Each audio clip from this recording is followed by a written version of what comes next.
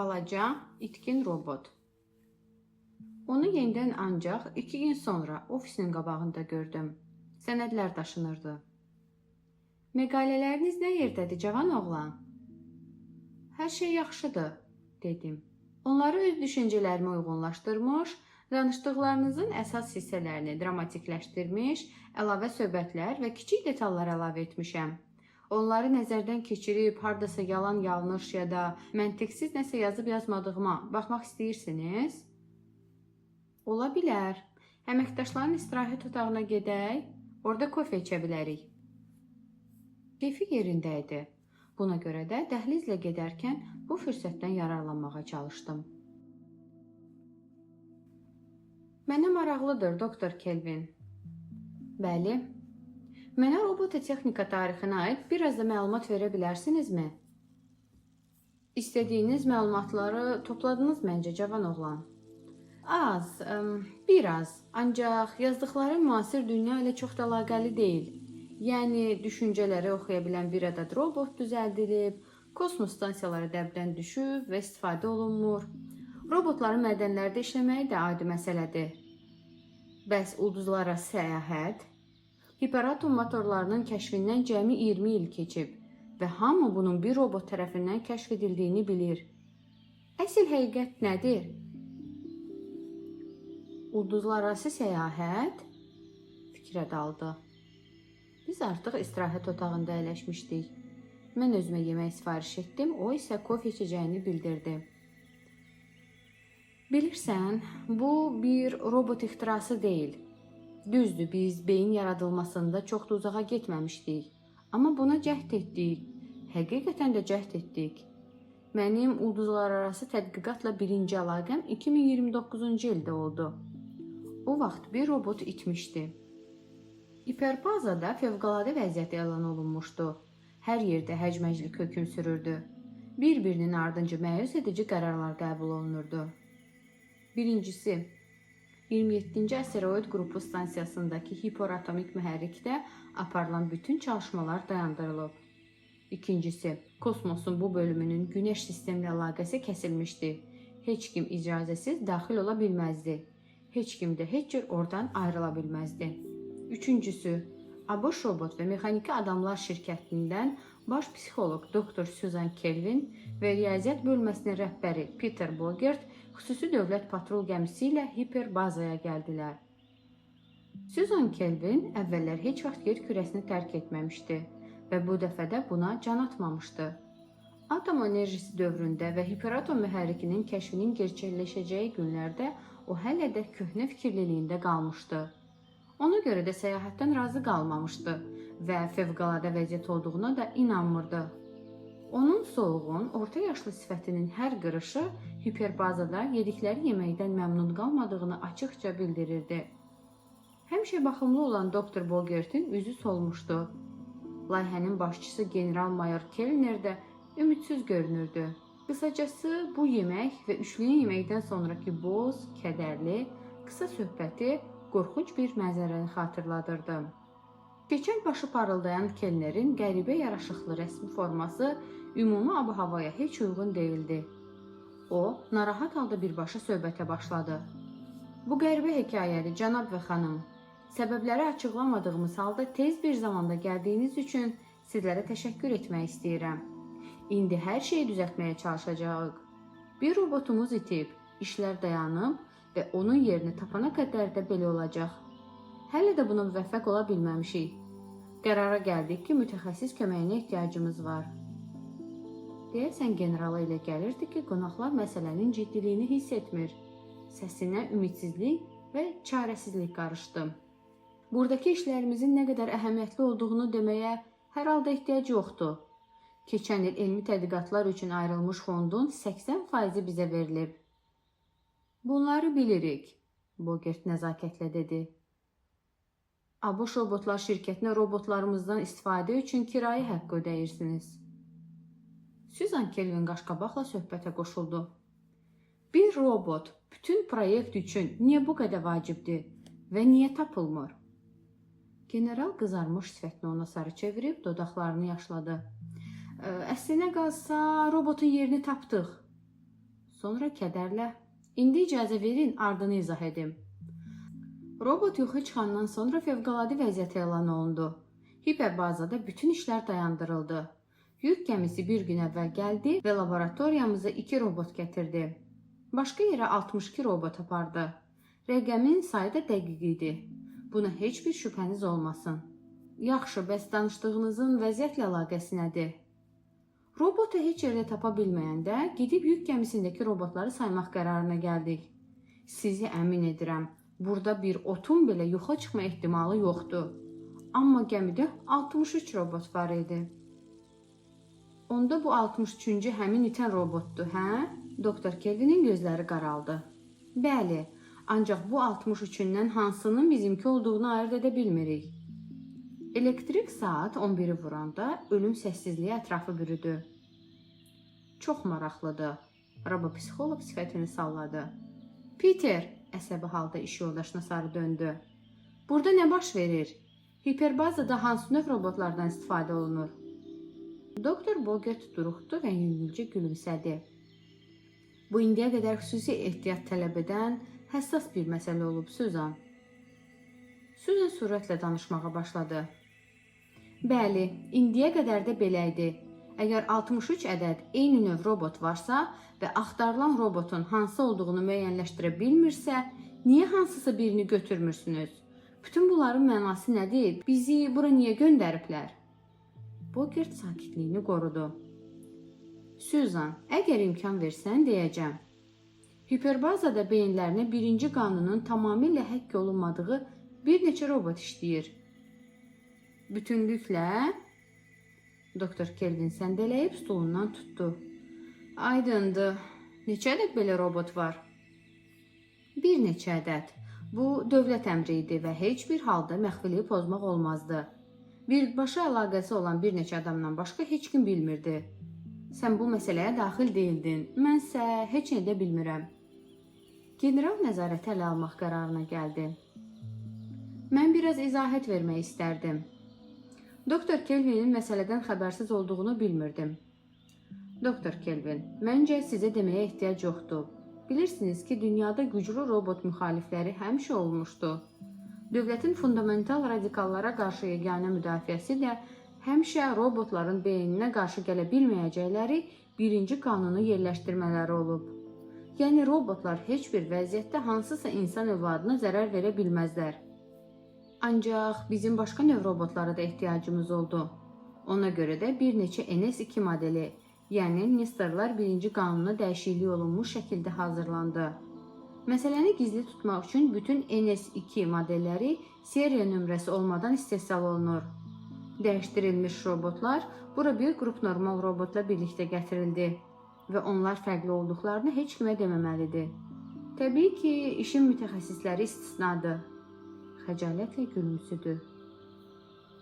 İndi bunlar hamısı əleyhimizə işləyir.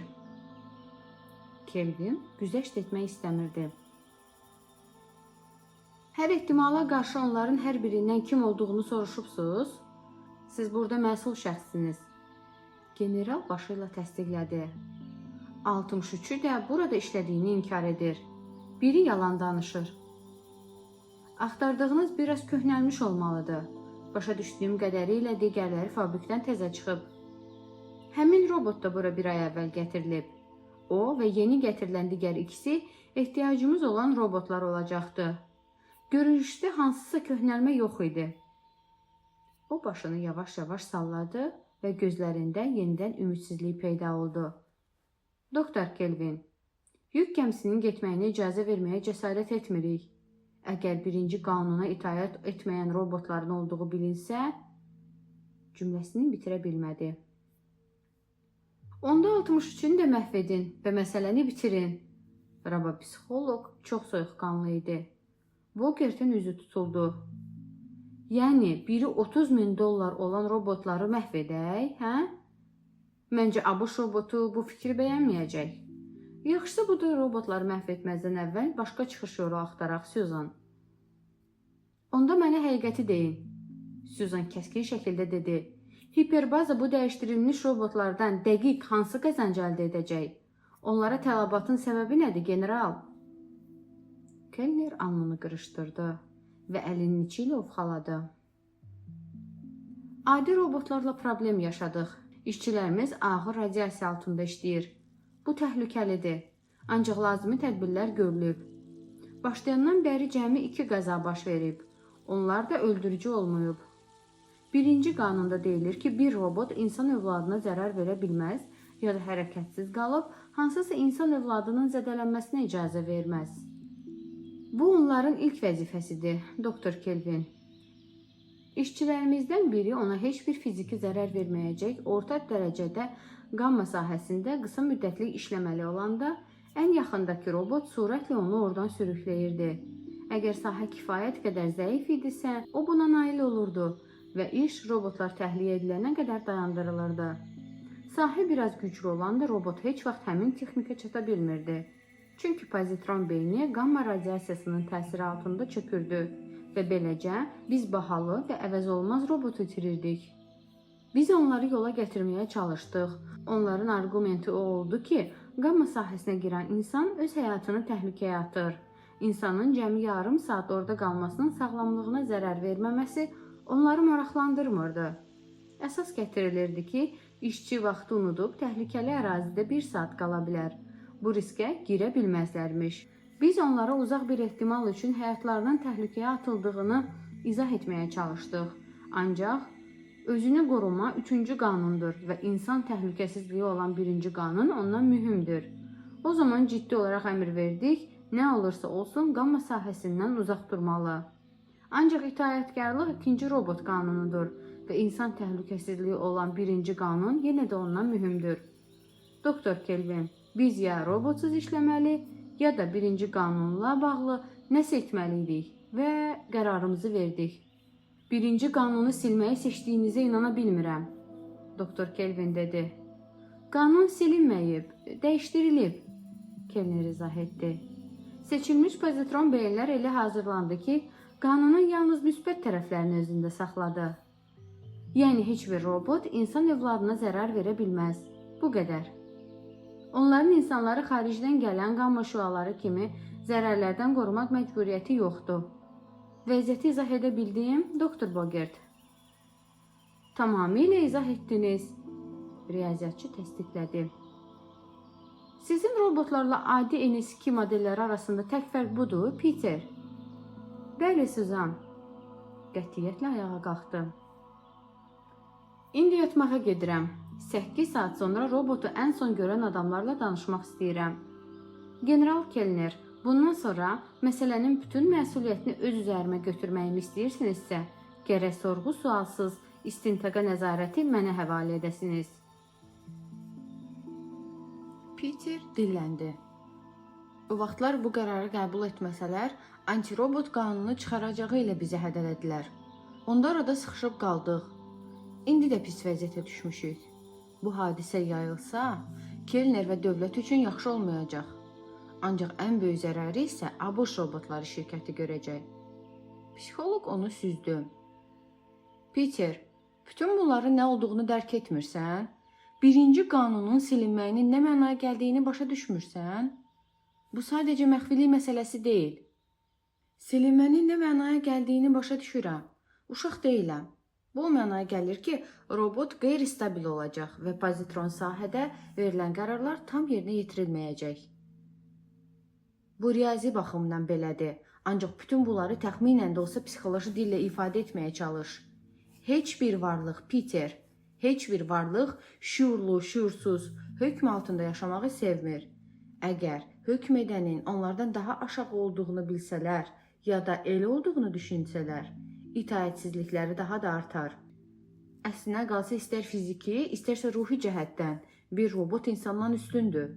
Bəs onda robotları qul edən nədir? Sadəcə 1-ci qanun.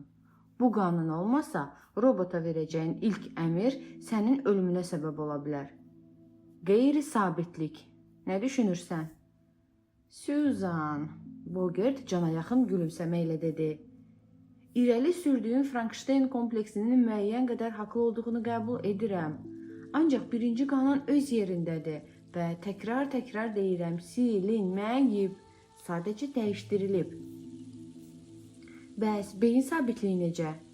Riyaziyyatçı dodaqlarını gəmirdi. Aydın məsələdir ki, aşağı düşdü, amma yenə təhlükəsizlik sərhədi daxilindədir. İlk nestorlar hiperbazaya 9 ay əvvəl gətirilib. İndiyə kimi problem yaşanmayıb. İndi də hansısa təhlükənin yaranacağından deyil, sirrin açılacağından qorxurlar. Yaxşı onda, görək səhər iclasında nə baş verəcək. Bogert nəzakətlə onu qapıya qədər ötürdü və arxasınca sifətini büzüşdürdü.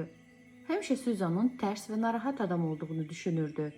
İndi buna bir daha əmin olurdu. Bogertin onun barəsində nə düşündüyü Suzan Kelvinin vecinə də deyildi. Bu özündən razı adamı illərdən bəri tanıyırdı. Gerald Black eter fizika sahəsində dərəcəsini bir il əvvəl almışdı və bütün fiziklər kimi o da özünü mühərrikə həsr etmişdi. Hiperbaza yığıncağında iştirakı hökm sürən gərginliyi daha da artırırdı.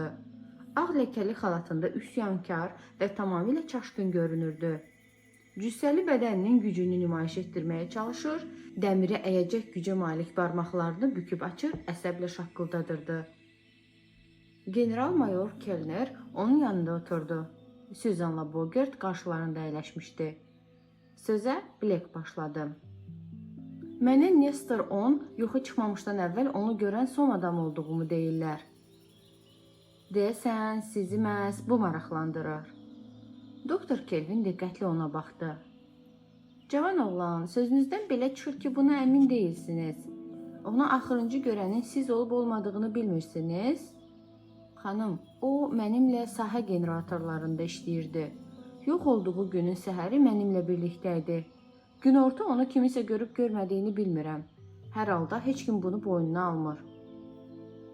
Səncə kimsə yalan danışır? Bunu demirəm, ancaq mən günahlandırılmaq istəmirəm. Qara gözləri qaynayırdı. Heç kim nəyəsə görə sizi günahlandırmır. Robot belə düzəldildiyi üçün bu formada davranıb. Biz sadəcə onun yerini tapmağa çalışırıq, cənab Black. Ona görə də başqa şeyləri qırağa qoyaq. Əgər siz bu robotla işləyibsinizsə, onun başqalarından daha yaxşı tanıyırsınız. Onda nəsə bir qəribəlik hiss etmişdiniz? Axı əvvəllərdə robotlarla işləmisiniz. Mən buradakı sadə robotlarla işləmişəm. Nestorlarda da xüsusi bir fərqlilik yoxdur. Sadəcə onlar daha ağıllı və zəhlətökən idilər. Zəhlətökən? Necə yəni? Bəlkə də bu onların günahı deyil. Buradakı işlər ağırdır və bəzən hamımız zəhlətökən oluruq. Hiperkosmosda işləmək əyləncəli deyil. O etirafından duyduğu məmnuniyyətdən xəfifcə gülümsədi. Hər an zamanın sonsuzluğundan asteroidlərlə birlikdə cəhənnəmə yuvarlanmaq təhlükəsi ilə üz-üzəyik. Qorxuducu səslənir, hə? Ona görə də hamı əsəbidir. Ancaq Nestorlar elə deyil. Onlar narahat deyil. Hər şeyi burnunu soxan, sakit təbiətə malikdirlər. Bu da insanın əsəbini oynatmaq üçün kifayətdir. Onlar bir işin cəld yerinə yetirilməyini istəyəndə tələsmirlər. Bəzən düşünürəm, onlarsız daha yaxşı olardı. Deyirsən tələsmirlər? Heç əmrinə itaət etmədikləri vaxtlar olubmu? Yox, o tələsik dedi. Onlar əmrləri yerinə yetirir. Hətta səhv etdiyimizi düşünəndə də bunu deyirlər. Onlar öyrətdiyimizdən başqa heç nə bilmir. Ancaq bu yenə də boş-boş danışmaqlarına mane olmur. Bəlkə də mənə belə gəlir. Ancaq digər işçilərin də Nestorlarla eyni problemləri var.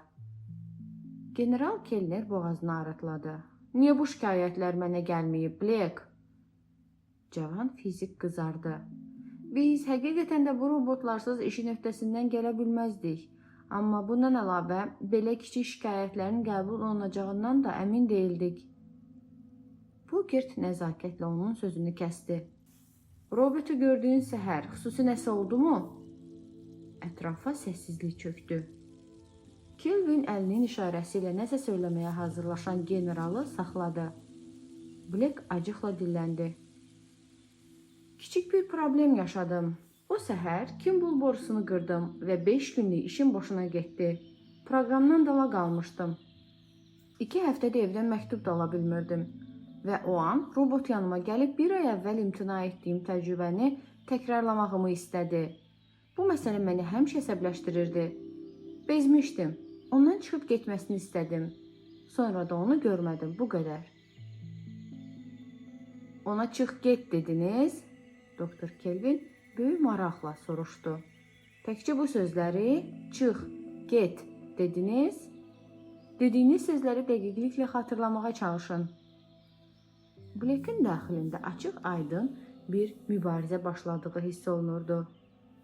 O alnını geniş ovuc içi ilə bir qədər tutdu. Sonra əlini çəkib kəskin formada təkrarladı. Dedim ki, get, itil buradan. Bogert bir an gülümsündü. O da getdi, hə? Amma Kelvin hələ sözünü bitirməmişdi.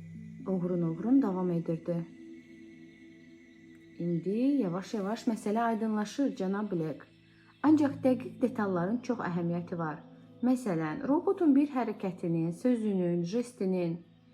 Siz təkcə bu sözləri deməmisiniz, düzdür? Dediklərinizə əsasən həmin gün əhvalınızın yaxşı olmadığı məlum olur. Yəqin onunla çox sərt danışmısınız. Cavan adam qızardı. Bəlkə də ona bir-iki şey də dedim. Məhz nə? Daha dəqiqini xatırlamıram. Buna görə də təkrarlaya bilmirəm. Bilirsiniz də, insan əsəbləşəndə nələr deyir. O xəcalət çəkirdi. Ağzım biraz söyüşlüdür. Bu adi şeydir. Kelvin ciddi cavab verdi. Mən hal-hazırda sizinlə psixoloq kimi danışıram. İstərdim xatırladığınız qədərilə dediklərinizi təkrarlayasınız. Hətta eyni səs tonu ilə olmasına da cəhd edəsiniz. Blake yardım üçün generala baxdı. Ancaq faydası olmadı. Gözlərini bərəldib dəhşətlə deyə bilmərəm, dedi. Deməlisiniz. Bogert gizləyə bilmədiyi sevinclə. İstəyirsiniz mənə deyin, bu daha asan olar. Cavan adam qıpqırmızı olmuşdu. Üzünü Bogertə sarı çevirdi, udqundu. Mən dedim ki, səsi zəiflədi. Yenidən cəhd etdi. Dedim ki, dərin nəfəs alıb hecaları sürətlə dedi. Sonra gərgin vəziyyətin hökm sürdüyü otaqda sözlərini ağlamsınaraq tamamladı. Aşağı yuxarı belə dedim. Dəqiq söz sırasını xatırlamıram, bəlkə də bəzilərini unutdum ya da əlavə etdim. Ancaq təxminən belə oldu. Robopsixoloqun üzündəki yüngül qızartı hisslərini ələ verdi. Dediyiniz sözlərin çoxunun mənasını bilirəm. Digərlərin də eyni dərəcədə təhqir edici sözlər olduğunu düşünürəm. Bəli, elədir. Blake xəcalətlə razılaşdı. Bu sözlərin arasında ona itilməyini də dedinizmi? Məcazi olaraq hə. Başa düşürəm. Əminəm sizə intizamsızlığa görə cəza verilməyəcək. Kelvin 5 saniyə əvvəl Blake'ı cəzalandırıb cəzalandırmayacağını düşünən generala baxdı. General isə əsəbi halda başını yellədi. Çıxa bilərsiniz, cənab Blake, köməyiniz üçün təşəkkürlər. 63 robotu sorğu-sual etmək Susan Kelvinin 5 saatını apardı. 5 saat eyni sualları dəfələrlə bir-birinin eynisi olan robotlara təkrarladı. A, B, C, D suallarını verib, A, B, C, D cavablarını da aldı. Sualları ehmallıca, mehriban səs tonu ilə soruşur, mülayim atmosfer yaratmağa çalışırdı. Gizlədilmiş səs yazan danışıqları qeyd edirdi. Psixoloq işini bitirəndə elə bil sıxıb suyunu çıxarmışdılar. Bogert onu gözləyirdi. Kelvin səs yazanı taqqıltı ilə plastik stolun üstünə qoyanda ümidlə ona baxırdı. Kelvin başını yellədi. 63-ü də bir-birinə bənzəyir. Deyə bilməyəcəm ki, Bogert dedi. Susan, adi qulaqla onların danışdığını ayırt edə bilməzsən. Məncə, səs yazmanı təhlil edək. Normalda robotların danışığının riyazi təsviri robototexnika təhlilinin ən qarışıq qollarından biridir. Bunun üçün təlim görmüş texniklər və mürəkkəb kompüterlər tələb olunur. Bogert bunu bilirdi. O hər cavaba qulaq asandan sonra biruzə verməsə də əsəb keçirirdi. Qulağına fərqli gələn sözlərin siyahısını tutdu və cavabların intervallarından ibarət qrafiklərini qurdu və vəziyyəti izah etdi. Hal-hazırda hansısa kənara çıxma yoxdur, Süzan. Sözlərdən istifadədə və reaksiya vaxtında fərqlilik adi sıxlıq limitini keçmir. Burada daha incə metodlar lazımdır. Yəqin onlarda hesablama maşınları var. Bəlkə də yox. O qaşlarını çatdı və zərif şəkildə böyük barmağının dırnağını yedi. Kompüterdən istifadə edə bilmərik. Onda məsələnin yayılma təhlükəsi artar. Bəlkə biz... Doktor Kelvin səbirsizcə onun sözünü kəsdi.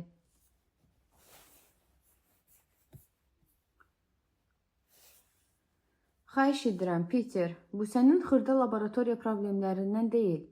Əgər dəyişdirilmiş Nestor başqa robotlardan gözlə görüləcək bir xüsusiyyətlə fərqlənmirsə, bəxtimizin gətirmədiyini hesab etmək olar.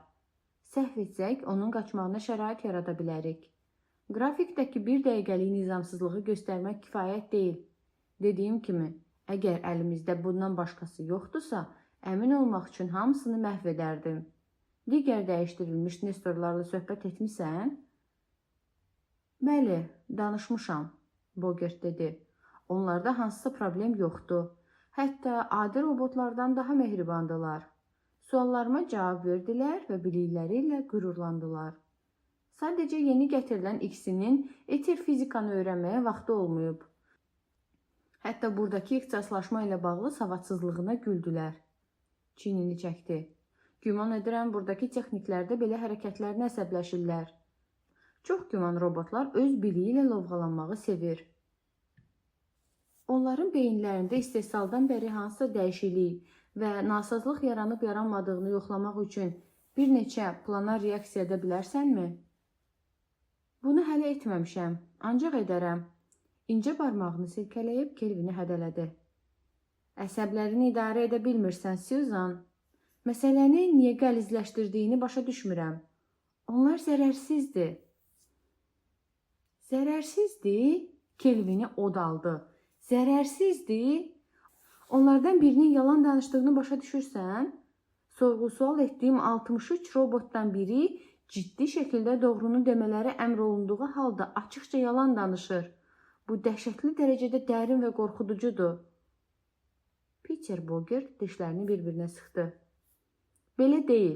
Bax, Nestor ona itməyə əmr olunub. Bunu da robotu ona əmr vermə imtiyazı olan biri maksimum israrla söyləyib. İndi siz onun verdiyi əmri ləğv edə bilməzsiniz. Robot əmr olunan işi yerinə yetirməyə cəhd edəcək. Şəxsən robotun zəkasına heyran qaldım. Bir robot özünə bənzər robotların arasına qarışmaqdan başqa ən yaxşı formada necə gizlənə bilərdi?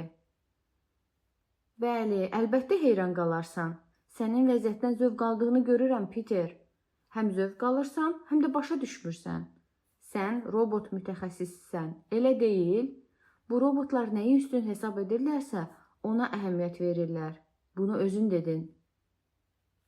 Şüur altında onlar insanları özlərindən aşağı görür və bizi onlardan qoruyan birinci qanun da beyinlərinə tam yerləşdirilməyib. Qeyri-sabitdilər. Bu cavan oğlan var gücü ilə iyrənc, təhqiramiz şəkildə ondan itilib getməsini istəyir. Robot əmrlərə itaət etməlidir, ancaq şüur altında inciklik hiss edir. Dəhşətli şəkildə söyüşlərə məruz qaldığına görə üstün olduğunu sübut etmək onun üçün həmişəkindən daha vacibdir. Bu istək getdikcə güclənəcək və birinci qanundan qalan qırıltılar da onu dayandıra bilməyəcək. Susan, dünyadakı günəş sistemindəki istənilən bir robot söyüşün mənasını hardan biləcək? Söyüşlər onun beyninə yerləşdirilməyib. Robot istehsal mərhələsindən sonra da öyrənməyə davam edir. Kelvin əsəbləşdi. Robotların öyrənmə bacarığı var. Ay axmaq. Bogert başa düşdü ki, o özünü həqiqətən itirib. Kelvin sürətlə sözlərinə davam etdi. Robotun o tonla deyilənlərin tərif olmadığını anladığını dərk etmirsən? Səncə o bu sözləri əvvəllər eşitməyib və ya hansı vəziyyətlərdə istifadə olunduğunu bilmir? Yaxşı onda, Bogert qışqırdı.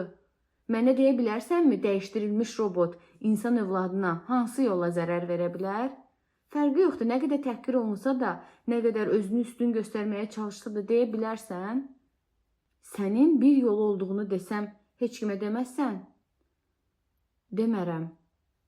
Onlar masanın hər iki tərəfinə söykənib əsəbi halda bir-birinə baxırdılar. Psixoloq dedi: "Əgər dəyişdirilmiş robot insanın üzərinə ağır bir metal parçası salsa, birinci qanunu pozmuş sayılmır. O bilir ki, əgər dəyişdirilmiş robot insanın üzərinə ağır bir metal parçası salsa, birinci qanunu pozmuş sayılmır. O bilir ki, gücü və surəti hesabına həmin yükü insanın başına düşməmiş havada qapa bilər. İndiki halda ağırlıq barmaqlarının arasından çıxanda xilaskar ola bilməz. Cazibə qanunu öz sözünü deyəcək. Robot bu vaxtı fikrini dəyişib hərəkətsiz qala, ağırlığın düşməyinə imkan verə bilər. Dəyişdirilmiş birinci qanun buna icazə verir. Sizin çox zəngin fantaziyanız var. İxtisasım bunu tələb edir. Peter, gəl dava etməyək. İşləyək. Robotun itməyinə nəyin səbəb olduğunu artıq bilirik. Səndə onun istehsaldan dərhal sonraki beyin quruluşu haqqında hesabat var. İndi mənə de, bizim bu robot danışdığım şeyi həyata keçirə bilərmi? Hələ mən cəmi bir misal gətirdim. Yüzlərlə belə nümunə var. İstəyirəm bunu tezliklə həyata keçirəsiniz. Bu arada biz onların birinci qanunu reaksiyasını yoxlamalıyıq. Gerald Black öz istəyi ilə 2 nömrəli radiasiya binasının qübbəli 3-cü mərtəbəsində taxta kəsmələrin tikilməsinə nəzarət edirdi. İşçilər sakitcə işləyirdi. Onlardan biri Black'in yanında oturub papağını çıxartdı və çilli qoluyla fikirli-fikri alnının tərini sildi. Black başıyla salam verdi. İşlər necə gedir, Valenski? Valenski çiyinlərini çəkib bir siqaret yandırdı. Yax kimi, yeri gəlmişkən, nə baş verir, doktor? 3 gündür işləmirdik, indi bunları hazırlayırıq. Dirsəklənib siqaret tüstüsünü üfürdü. Black qaşlarını oynatdı. Dünyadan 2 robot mütəxəssisi gəlib. Əvvəllər robotların qamma sahələrinə girərək başımıza açdığı oyunu xatırla. Başlarına vura-vura bunu etməmələrini öyrətmişdik. Hə, amma yeni robotlar almadıq. Bəzilərini əvəzlədik, ancaq çoxunu bu fikrə öyrəşdirdik. Nəysə, robotları düzəldənlər qamma şüalarından təsirlənməyəcək robotlar hazırlamaq istəyirlər. Bu robot məsələsinə görə mühərriklə bağlı işləri dayandırmaq gülməli görünür. Elə bilirdim mühərrikdəki işi heç nə dayandıra bilməz. Bu haqda yalnız yuxarıdakılar söz haqqına sahibidir. Mən sadəcə deyiləni edirəm. Çox güman ki, bütün bunlar nüfuz. Bəli, Monteur birdən gülüb göz vurdu. Kimsə Vaşinqtonda kimisə tanıyır. Amma maaşını vaxtında verdiyi müddətcə. Narahat olan deyiləm. Mühərrik mənim problemim deyil. Mütəxəssislər burada nə edəcək? Məndən soruşursan, onlar özləri ilə 60-dan çox robot gətirib və onların reaksiyasını ölçəcəklər. Bildiyim bu qədərdir. Nə qədər çəkəcək? Kaş ki biləydim. Yaxşı, Valenski kinayə ilə dedi. Maaşımı vaxtında verəndən sonra istədikləri hoqqadan çıxa bilərlər. Black kifayət qədər özünü məmnun hiss edirdi. Hekayə indi bütün stansiyaya yayılacaqdı. Bu hekayəyə olan bütün suallar cavablandırılacaqdı. Zərərsiz, üstəlik həqiqətə yaxın cavablar. Bir adam stulda hərəkətsiz şəkildə sakitcə oturdu. Ağır yük yerindən qopub aşağı düşdüyü zaman son anda qəfildən gələn enerji şüasının təsiri ilə yana dəydi. Taxta kəsmələrlə bölünmüş 63 kabinədən hadisəni seyr edən sayıq NSK robotları ağırlıq yana düşməzdən əvvəl sürətlə irəli atıldılar və onların oturduqları yerdən təxminən 2 metr ucalıqdakı 63 fotohüceyrə qələmi işə salaraq kağız üzərində qısa xətt çəkdi. Yük qalxdı, düşdü, qalxdı, düşdü, qalxdı, düz 10 dəfə. 10 dəfə robotlar irəli atıldılar və adamın oturduğu yerdə təhlükəsizlik olduğunu anlayan kimi dayandılar. General Kellner ABŞ Robotlar şirkətinin nümayəndələri ilə ilk yeməyini yediyindən bəri formasını geyinməmişdi. İndi də mavi boz köynəkdə idi. Üstündən heç nə geyinməmişdi. Yaxası açıq idi. Qara qalstuku boşaldılmışdı. O ümidlə Bogertə baxdı. Bogert çox səliqəli geyinmişdi və yalnız gicgahındakı tər damcıları içindəki daxili gərginlikdən xəbər verirdi. General soruşdu. Vəziyyət necədir? Neyi müəyyənləşdirmək istəyirsiniz? Bogert cavab verdi. Bir fərqi, amma deyəsən məqsədimizə nail olmadıq. 62 robotun təhlükədə olan adam tərəfə hoppanmalarının robot dilində məcburi reaksiya adlandırırıq. Gördüyün kimi, robotlar bu adamın hətta təhlükədə olmadığını biləndə belə, yəni hətta 3-cü və 4-cü dəfədən sonra buna artıq əmin olduqlarında belə yenə eyni reaksiyanı verdilər. Birinci qanun bunu tələb edir. Yəni, ancaq dəyişdirilmiş 63-cü Nestorun belə bir məcburiyyəti yoxdur. O istədiyi kimi hərəkət edə bilər. İstəsəydi yerindən tərpənməyə bilərdi. Təəssüf ki, tərpəndi. Səsində bir məyuslıq hiss olunurdu. Sizcə niyə? Bogert çiyinlərini çəkdi. Yəqin bunu doktor Kelvin izah edəcək. Güman edirəm açıqlaması dəhşətli və bədbin olacaq. Bu bəzən adamı lap qıcıqlandırır. O bu sahədə peşəkardır, eləmi? General ani narahatlıqla soruşdu. Bəli. Bogertin səsindən əyləndiyi hiss olunurdu. Əlbəttə peşəkardır. O robotları bacısı kimi qəbul edir. Məncə, bu da insanlardan zəhləsi getdiyinə görədir. Psixoloq olub olmadığına dəxli yoxdur. İfrat dərəcədə əsəbidir. Onun paranoyalı fikirlərini ciddi qəbul etməyin. Bogert üzərində qırıq-qırıq xətlər olan uzun cədvəli generalın qabağına sərdi. Görürsünüz, general, tez təkrarlandıqca ağırlığın düşdüyü anla robotların irəli atılma arasındakı vaxt getdikcə azalır.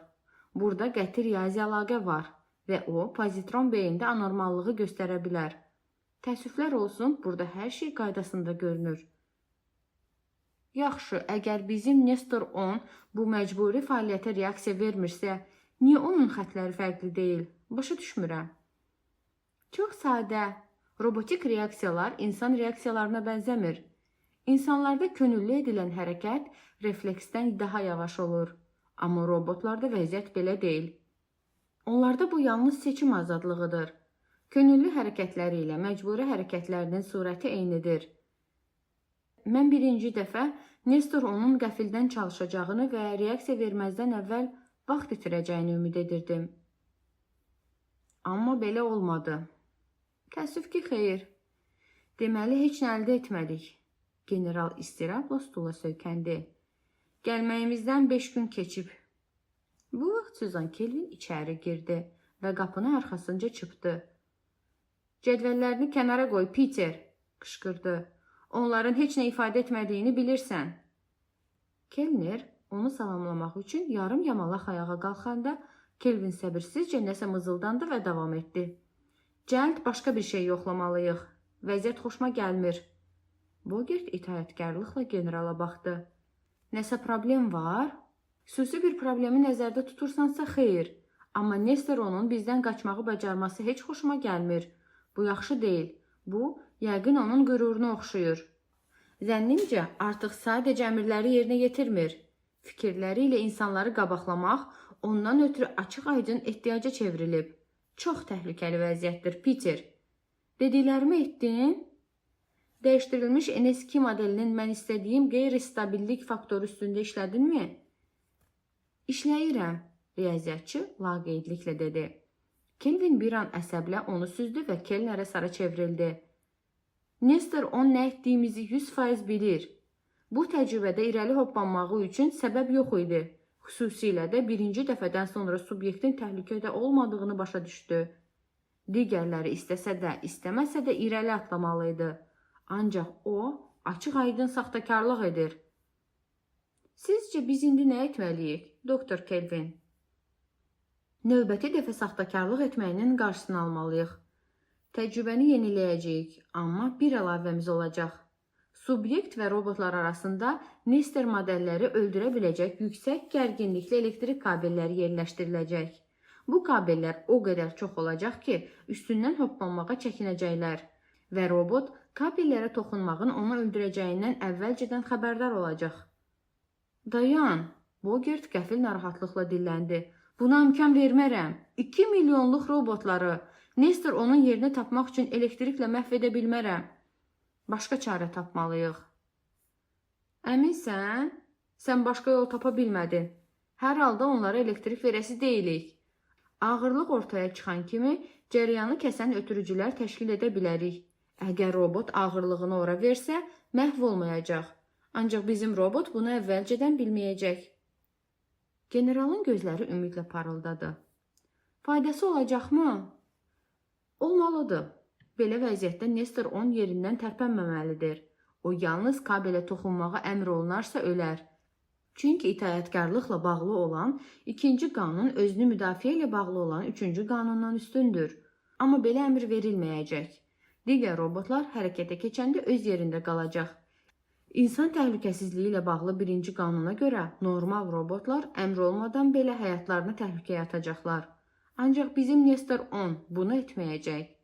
Birinci qanun beyninə tam formada qoyulmadığı və əmr almadığı üçün özünü müdafiə ilə bağlı üçüncü qanun fəaliyyətə keçəcək və o yerindən tərpənməyəcək.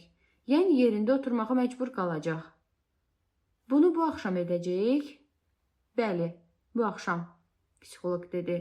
Əgər kabellər vaxtında quraşdırılsa, mən indi robotlara hansısa təhlükə ilə üzləşəcəklərini deyəcəm. Bir adam stulda hərəkətsiz və sakitcə otururdu. Ağır yük aşağı düşdüyü zaman son anda qəfildən gələn şüanın təsiri ilə yana dəydi.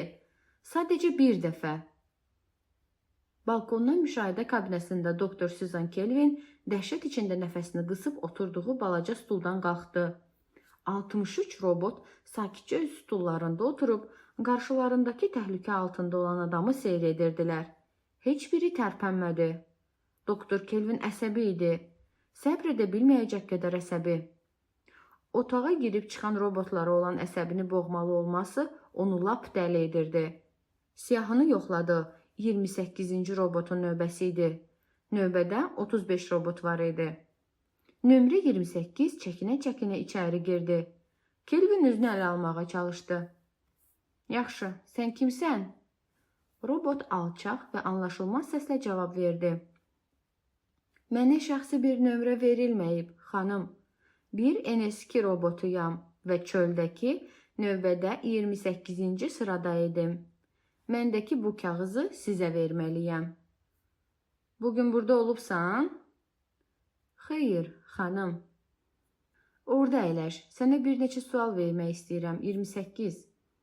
4 saat əvvəl ikinci binanın radiasiya otağındaydın. Robot cavab verməkdə çətinlik çəkdi. Yağı ehtiyacı olan maşın kimi boğuq səslə cavab verdi. Bəli, xanım. Orada az qala zədələnəcək bir adam var idi, düzdür? Bəli, xanım. Sən heç nə etmədin, elədir? Bəli, xanım. Sən hərəkətsiz qaldığına görə o adam ölə bilərdi, bunu bilirsən? Bəli, xanım. Kömək edə bilmədim. Geniş metal gövdənin büzüşdüyünü təsvir etmək çətin bir şeydir. Amma o bunu bacardı. İstəyirəm mənə dəqiqliklə deyəsən, niyə onu xilas etmək üçün heç nə etmədin? İzah etmək istəyirəm, xanım. Mən istəmirəm nə siz, nə də başqası düşünsün ki, mən cənabın yaralanmağına səbəb olacaq nəsə edərəm. Ah, xeyr, bu dəhşətli, bu qeyri-mümkündür. Xahiş edirəm, həyəcanlanma oğlan.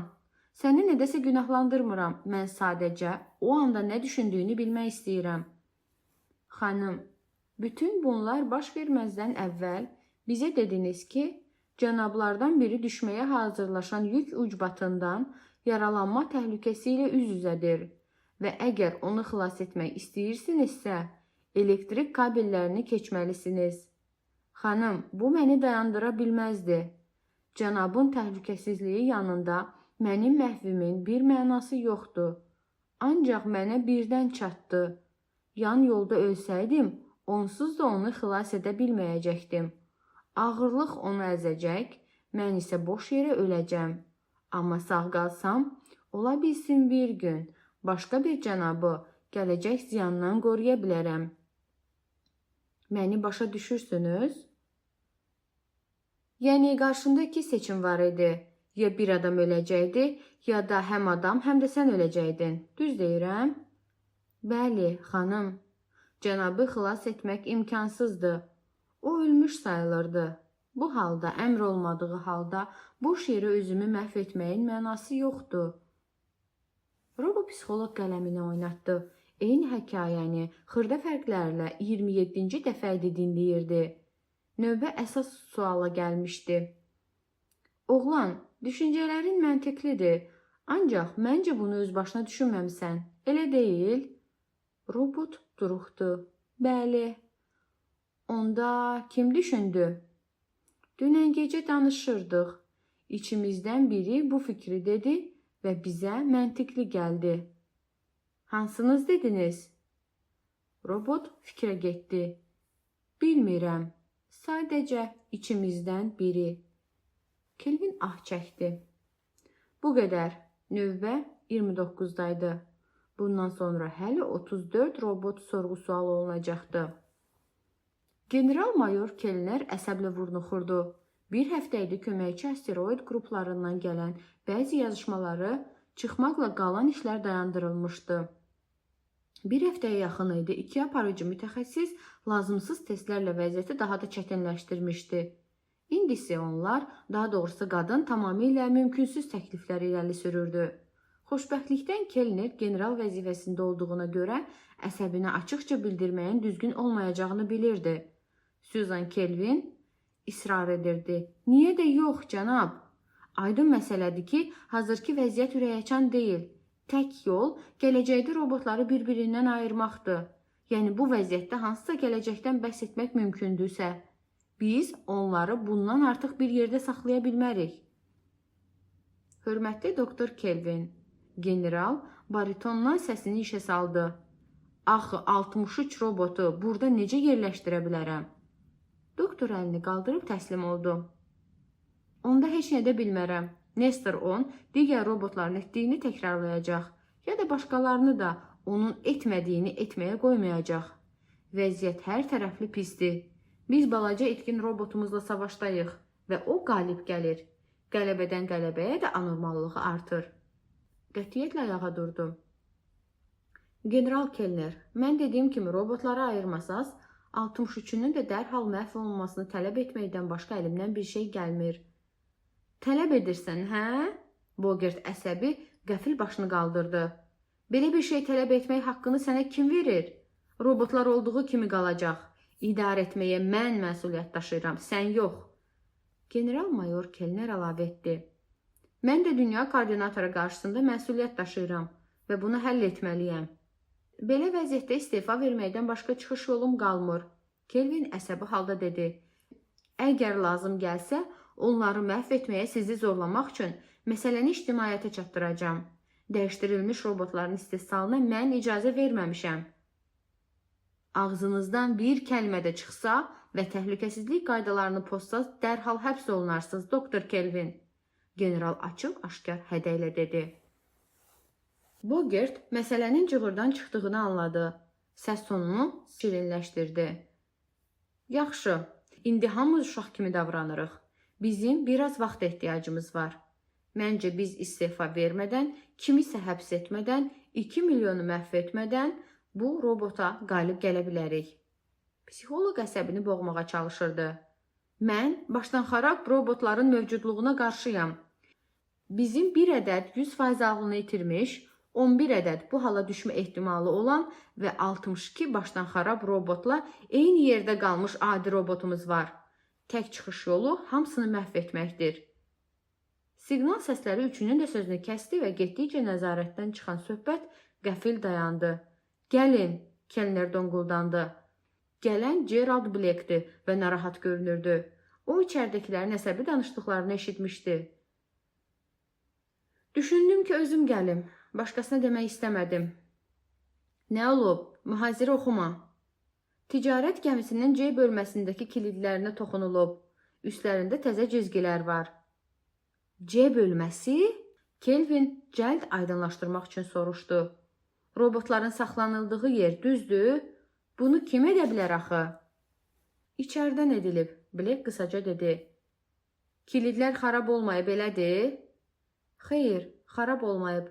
Mən 4 gündür gəmidəyəm. Robotlardan heç biri çölə çıxmağa cəhd etməyib. Yenə düşündüm, vəziyyəti bilməlisiniz və xəbəri yaymaq istəmədim. Kilidlərdəki problemi də mən gördüm. İndi orada kimsə var? General soruşdu. Robbins və Mikadamsı orada qoydum. Hamını fikir götürdü. Doktor Kelvin istehzayla dilləndi. Yəni? Keller qeyri-müəyyən hərəkətlə burnunu oxaladı. Bütün bunlar nə deməkdir? Aydın deyilmi? Nestor 10 bizi tərk etməyə hazırlaşır. Yox olmağı ilə bağlı əmir onu dəliyə döndərib. Biz isə heç nə də bilmirik. Birinci qanunun qırqırıntısı onu bu istəyə qarşı çıxmağına müqavimət göstərə bilməsə, mən təəccüblənmərəm. O, yük gəmisini ələ keçirib dabanına tüpürə də bilər. Beləcə kosmik gəmi ilə dolaşan dəli robotumuz da olacaq. Başqa nə edə bilər? Nəsə fikriniz var? Hələ də onları bir yerdə tutmaq istəyirsiniz, general. Cəfəngiyat. Bogert onun sözünü kəsdi. Sonra səs tonunu düzəldərək, kilidlərin üstündə bir-iki cızıq düşüb deyə bu boyda hoqqaya nə gərək var? Doktor Bogert, fikir irəli sürdüyünüzə görə, deməli istədiyim analizləri tamamlamısınız. Bəli, baxa bilərəm? Xeyr. Niyə? Yoxsa bunu soruşmağa da səlahiyyətim çatmır. Çünki onların heç bir faydası yoxdur, Süzan. Sənə əvvəlcə də dedim, dəyişdirilmiş robotlar adi robotlardan daha az stabildir və mənim analizlərim bunu göstərir. Xarab olma ehtimalları çox azdır. Bu da yalnız ağla batmayan bir hadisə baş versə mümkündür. Nestor onu tapmağı bacarmırsan deyə digər 62 mükəmməl robotu məhv etməyinə imkan verə bilmərəm. Susan Kelvin onu ikrahla süzdü. Heç nəyin sənin həmişəki rəhbərliyinin qarşısına keçməyinə imkan verməyəcəksən, hə? Keller biraz əsəbi halda. Xahiş edirəm, doktor Kelvin. Niyə başqa nəsə edilə bilməyəcəyində israr edirsiniz? Çünki ağlıma başqa heç nə gəlmir, cənab Kellner. O tamam yorulmuşdu. Əgər Nestor onlarla adi robotlar arasında birinci qanundan əlavə də nəsə fərqlər olsaydı, hətta bir fərq, nəsə bir fikir, mühit, hansısa xüsusiyyət və o birdən dayandı. Ağlınıza nəsə gəldi? Bir şey düşündüm. Məncə, o gözlərini qarşıya dikdi və baxışları sərtləşdi. Peter, bu dəyişdirilmiş robotlara da adi robotlar kimi məlumat yerləşdirmək olurmu? Bəli, olur. Və siz, cənab Black, gətirdiyi xəbərdən sonra başlayan mübahisə sırasında səssizliyini qoruyan cavan oğlana tərəf döndü. Nestorların özlərini üstün görməyindən şikayət edəndə demişdiniz ki, onları texniklər bilgiləndirib. Bəli, eter fizika haqqında. Bura gələndə bu mövzu haqqında məlumatları yox idi. Düzdür, Bogert təəccüblə dedi. Susan, digər Nestorlarla söhbət etdiyim vaxt, bura gələn yeni robotların eter fizikanı hələ də bilmədiyindən sənə bəhs etdim axı. Bəs, niyə NSK modellərinə bu məlumat elə hazırlananda yerləşdirilmir? Cavabını deyim, Kellner dedi. Bu layihənin məxfiliyi ilə əlaqəlidir. Düşündük ki, eter fizika haqqında məlumatlı xüsusi robotlar hazırladıb, onlardan 12-sini işlədib, digərlərini dəxli olmayan yerlərdə yerləşdirsək, bu şübhə yaradar. Adi Nestorlarla işləyən adamlar onların eter fizikanı bilməyini təəccüblənə bilərdilər.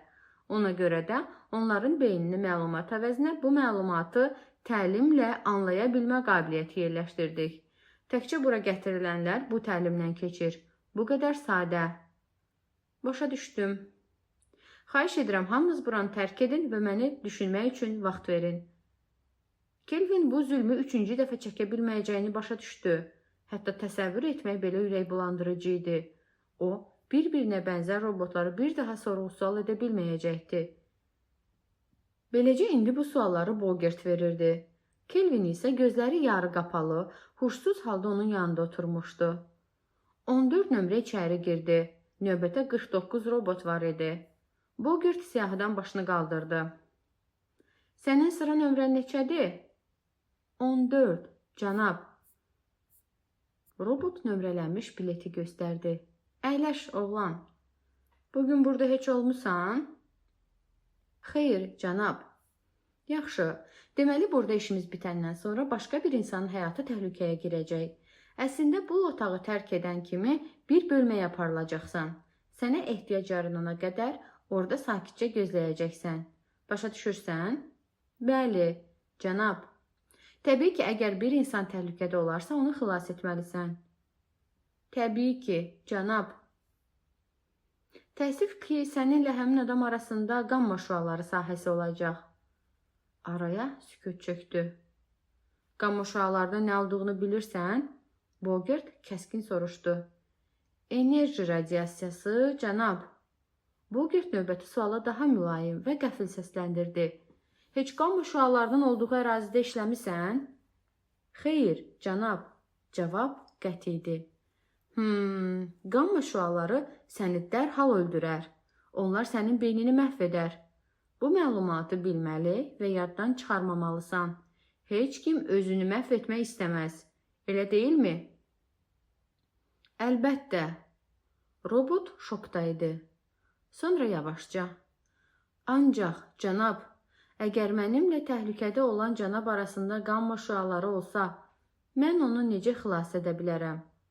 Bu vəziyyətdə özümü boşuna məhv edərəm. Bəli, elədir.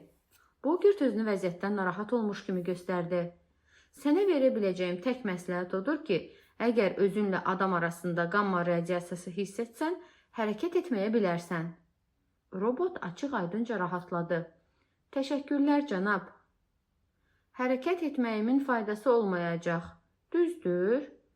Əlbəttə olmayacaq. Amma radiasiya təhlükəli deyilsə, onda başqa məsələ. Təbii ki, cənab. Buna əmin ola bilərsiniz. İndi gedə bilərsən. Qapının digər tərəfindəki adam səni bölmənə aparacaq. Xahiş edirəm, orada gözlə. Robot çıxdıqdan sonra Susan Kelvinə sarı döndü. Susan, səncə necə gedir? Çox yaxşı, deyə halsız cavab verdi. Səncə eter fizika haqqında sürətlə suallar verərək Nesteronu tuta bilərik? Yəqin ki, amma kifayət edərmi bilmirəm. Amma yəqin ki, amma kifayət qədər əmin deyiləm. Əllərini sinəsində çarpazlamışdı.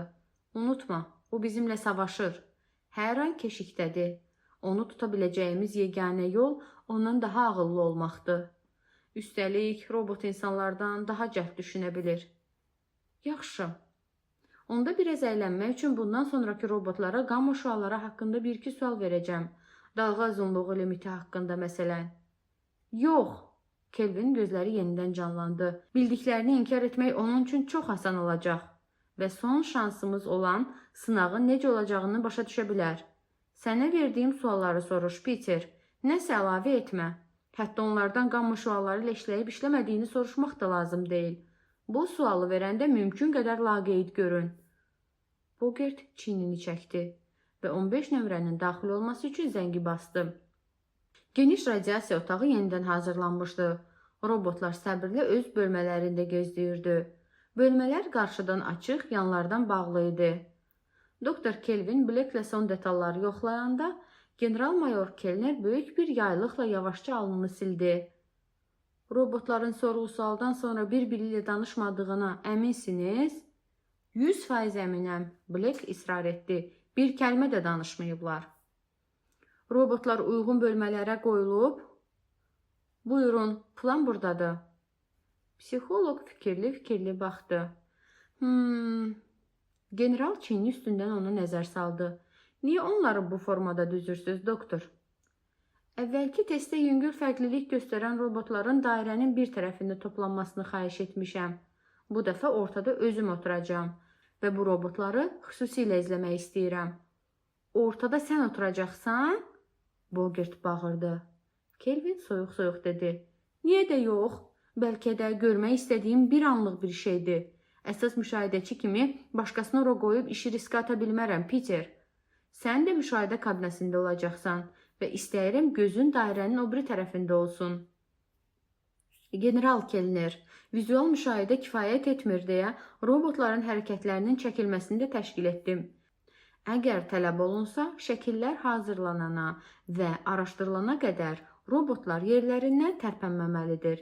Heç biri oranı tərk edə bilməz ya da yerini dəyişdirə bilməz. Hər şey aydındır? Bəli. Onda son dəfə yoxlayaq. Susan Kelvin sakitcə gözünü qırpmadan stulunda oturdu. Yük aşağı düşdüyü zaman Son anda qəfildən gələn şüanın təsiri ilə yana dəydi. Sadəcə bir robot yerindən tərpənib 2 addım atdı və dayandı.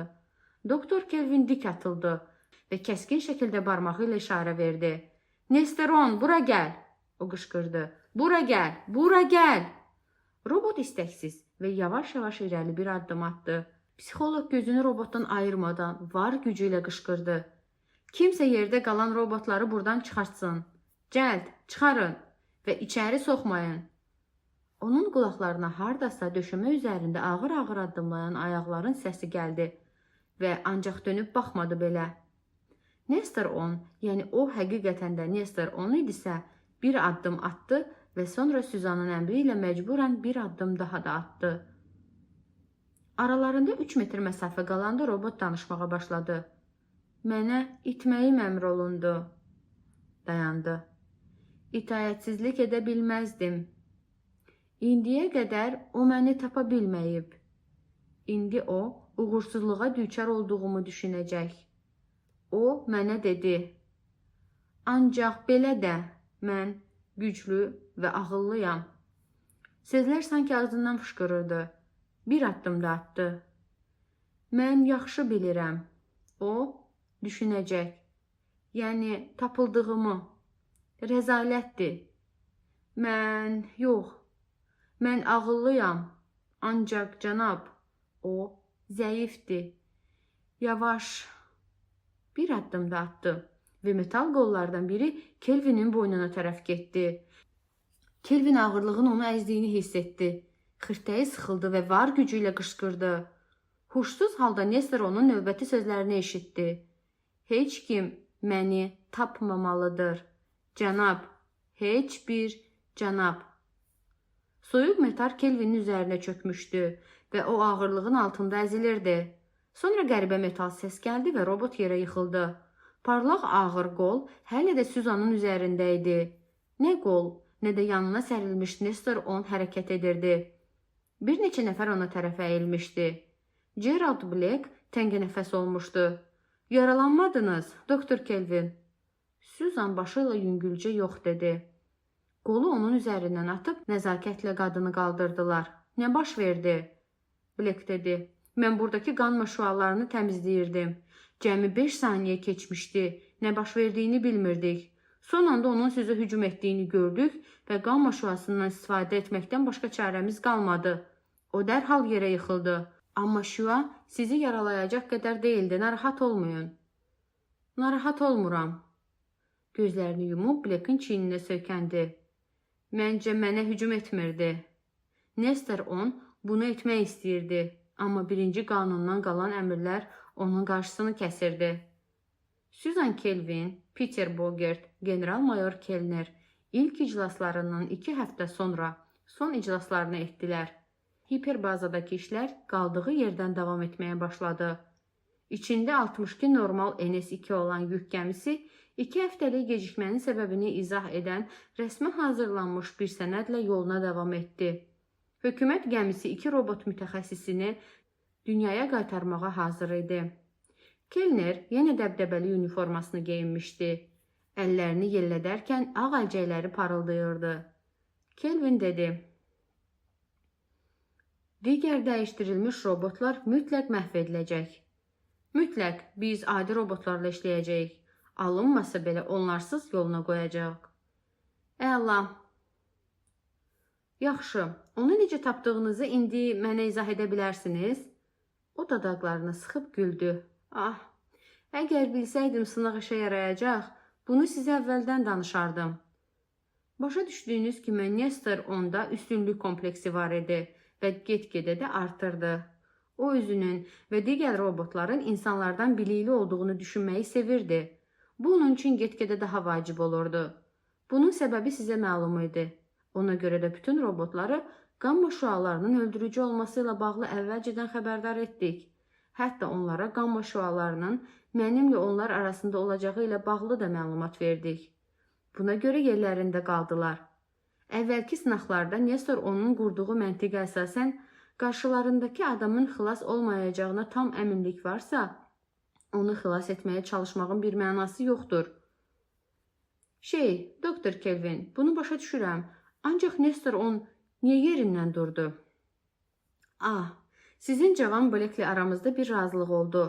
Robotlarla arama qamma şüaları yox, infraqırmızı şüalar qoyduq. Yəni tamamilə zərərsiz adi bir istilik şüaları. Nestor 10 bunun zərərsiz infraqırmızı şüalar olduğunu bilirdi. Beləcə yerindən çıxdı.